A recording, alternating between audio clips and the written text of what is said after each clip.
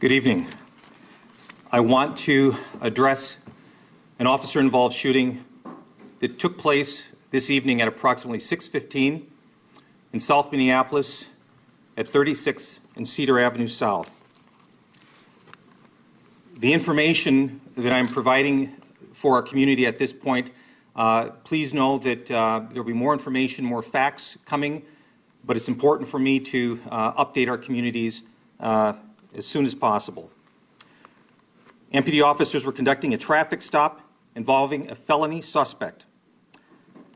Initial witness statements indicate that the subject involved in this felony stop fired first at Minneapolis police officers who then exchanged gunfire with the suspect. The subject of the stop was pronounced deceased at the scene by medical personnel. MPD officers were unharmed, and an adult female who was a passenger in this subject vehicle was unharmed as well. I immediately, upon receiving this information of this officer-involved shooting, I notified the BCA to conduct our officer-involved shooting protocol. BCA is currently at the scene, conducting their investigation and gathering critical evidence that's needed. At this time, I would also say that, very importantly, I've been reaching out to community members, faith leaders, and others. I know that there are several who are out at the scene, who are gathering, and again, we want to do everything we can to protect everyone's First Amendment rights to freely assemble and demonstrate. But I say again, we cannot allow for destructive criminal behavior. Our city has gone through too much.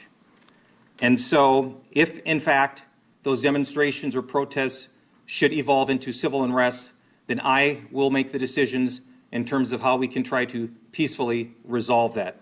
But I want to stress this again. For those who are out there, we respect you practicing your First Amendment rights, but we need to keep our officers safe. We need to keep the community members safe. And I tell you, we need to preserve that crime scene so that the facts can continue to come out as it relates to that. Officers, body-worn cameras, I'm being told by investigators, were activated. And I want the community to know that I plan to release the body-worn camera footage tomorrow. I want the community to be able to see what occurred, and I think that that is part of, again, us moving forward and wanting to make sure that we get the facts out there. But again, for those individuals that are out at the scene right now, please allow me, the investigators, the time, and our officers the time to make sure that they properly do a thorough investigation of that crime scene and so that we can collect the necessary evidence. Disrupting that scene out there, conducting any sorts of criminal behavior to harm that community, we cannot have that. We cannot allow for that. I've been briefing Mayor Fry, and he's been getting updated regularly by myself. And I want to also give an acknowledgement to our mutual aid partners who, through their assistance, again, are coming here to provide the peace for our city. And so at this time, I'll pause for any questions that you may have. Can you tell us more about the community response team that was involved in the traffic stop? I know people at the crime scene were asking, what does that mean? Who are those people?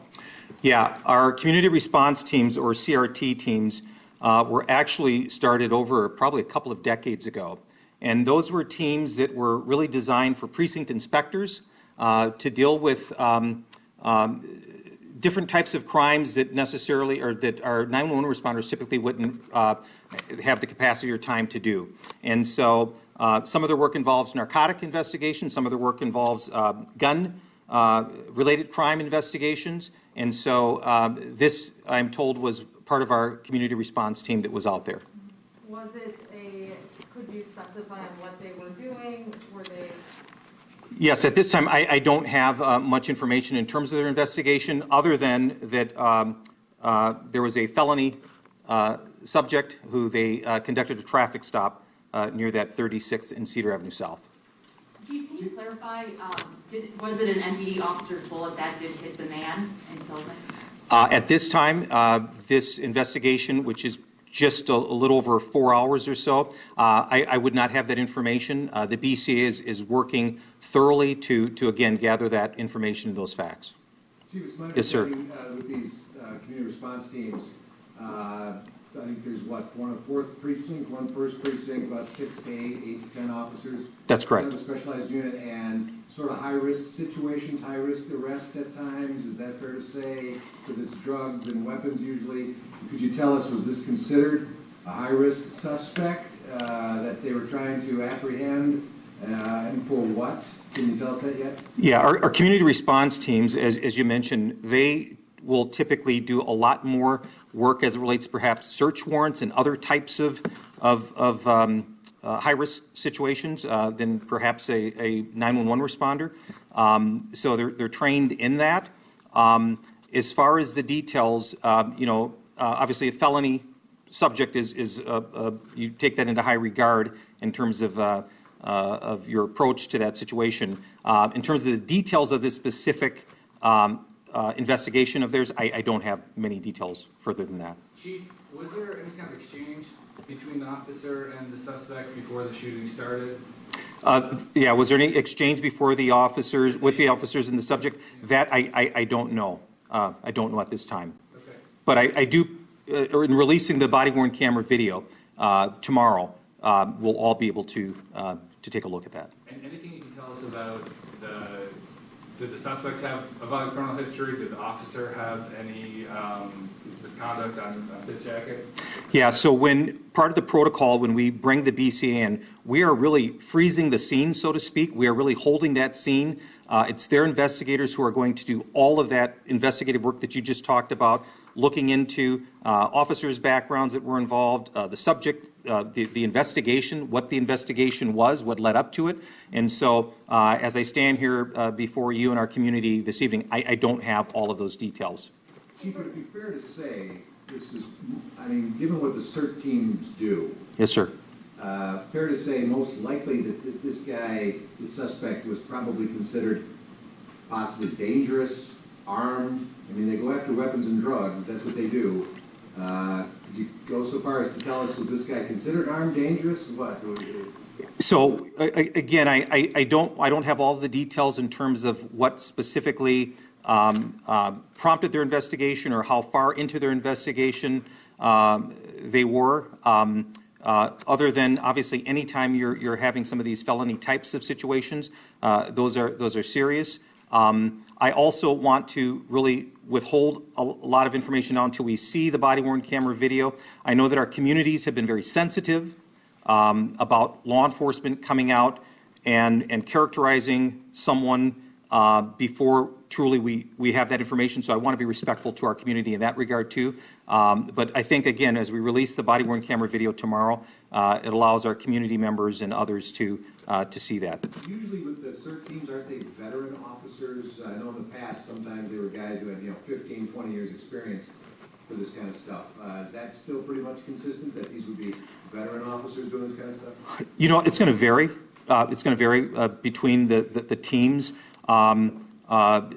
Typically or historically, the supervisors of these teams have really been veteran supervisors. But in terms of the makeup of the personnel, that could vary. And I don't know all of the makeup right now of the personnel that was involved.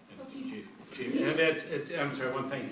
As far as we can't answer any questions at this point about the officers that are involved under state law. So we can't even get into how much time did this group of people have on. So again, we have to follow chapters out of 12 and 13 out of state statutes. Chief, can you be a little bit more specific about when do you move in? Which, there are people out there, the crowd has grown. at the scene? So are we talking arrest, and when do you move in if needed? Yes, for those community members who are out at the scene there, again, I'm speaking to you specifically. We will absolutely protect your First Amendment rights to gather and assemble and to demonstrate. But we cannot have criminal conduct or behavior. We need to keep the community safe. We need to keep our officers safe. Throwing box, rattles, ice chunks, we cannot allow for that. We cannot allow for any damage. And so if the situation should evolve to where it becomes civil unrest, then I will absolutely have to make that decision. It's about keeping our city safe. It's about keeping peace in our city right now. I know it's active right now, but have you had trouble holding that scene? Because obviously that group was growing. They were very close to the scene itself. Have you heard from some officers there if there's been any trouble holding? My understanding, and again, I appreciate our mutual aid partners who are assisting us.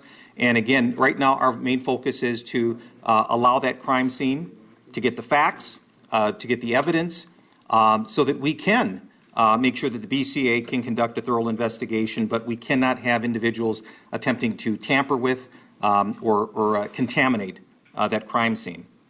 Is that happening? I have not heard of that at this moment, yes. Chief, just walking into the building here moments ago, we saw convoys of armored vehicles going up and down downtown streets. Is that just precautionary, or what are they doing? That is precautionary. Again, as chief, I recognize the trauma that our city has been under, and we want to do everything we can to keep the peace. Creating a situation of unrest where we're damaging our neighborhoods that are still suffering, that are still trying to rebuild. We're doing all of this underneath a pandemic. We've seen a rise in violent crime. Just urging our folks to keep the peace out there. Ms. Lou, you just got here. Yeah, I was listening, so I'm pretty up to speed. One question. Yes, how sir. many officers fired their weapons? No, that would be part of the question that you just asked. That would be part of the ongoing BCA investigation. And so I don't have that information. They would be the ones to bring that forth. And besides that was a felony, you said it was a felony stop? That is correct. That is my understanding. Do you have more details on the nature of the stop? Other than our Minneapolis officers conducted this traffic stop of a felony subject at that location, I don't have any more information as regards to what prompted the investigation, details of that investigation, and that'll be, again, something that the BCA will be doing as they conduct their investigation. Was there any sort of pursuit or any other sort, before he fired a gun, was there other resistance besides, obviously, firing a gun at officers? Yeah, to that question, I don't know. That would be part of the BCA investigation as to anything that may have prompted or led up to that. And besides at the crime scene or near the crime scene, are you aware of any other groups gathering right now? There's groups out there currently. Yep. In other locations in the city, are you aware of any? No, I'm not aware of any. Yes. Chief, what do you say? Last question, please go ahead. What do you say to the folks who are out there right now and thinking, this is really a familiar scene. This is really similar to the protests we went through this summer. All the reforms and such that your department has done aren't working if this is what we're seeing again. I mean, what do you say to those people? I think that's why they're out there, and it sounds like there's a lot of concern about keeping the peace. But if they were here right now, what would you say to them? I would say that, one, I recognize and I certainly understand the feelings that they have. And as I had mentioned before, I know that we are a city where many still are traumatized, and they're going through quite a bit. What I would say to the community, and what I'm saying to the community members that are out there, is please allow myself, please allow the BCA investigations to do a thorough investigation, to get to the facts, to collect the evidence that's needed. But I do know this, re-traumatizing or re-harming the community through other acts, such as civil unrest and harming, whether it's destruction of property, that won't get us any closer to, if there's a point to where we as a city are going to begin to heal, looting, destruction, acts of violence, that won't help us. And so what I'm saying, and I have to be held accountable as chief, please allow me, the BCA investigators, allow us the time. Let us get the evidence, let's get the facts, let's collect the evidence out there, and so they can process this. Again, we're about 4.5 hours from this happening. I'm letting our community know. I will be releasing that video tomorrow. That's a first. And so I want our communities to see that so that they can see for themselves, so that they can, any questions they have, any concerns they have, and we can move forward from there. But that's a good question. Thank you very much. Everyone, Thank you all. Thank you very much.